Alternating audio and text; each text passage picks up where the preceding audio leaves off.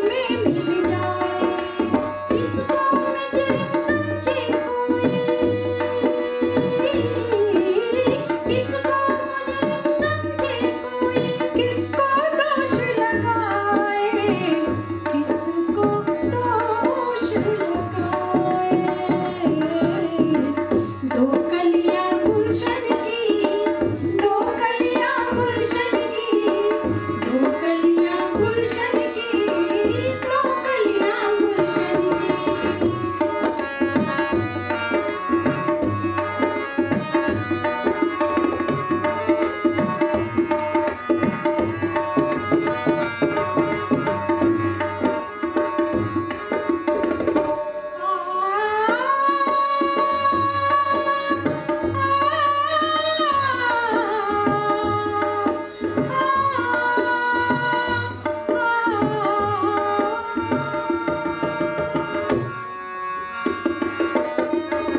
दो सखियां बचपन की, दो सखियां बचपन की, दो सखियां बचपन की, दो सखियां बचपन की।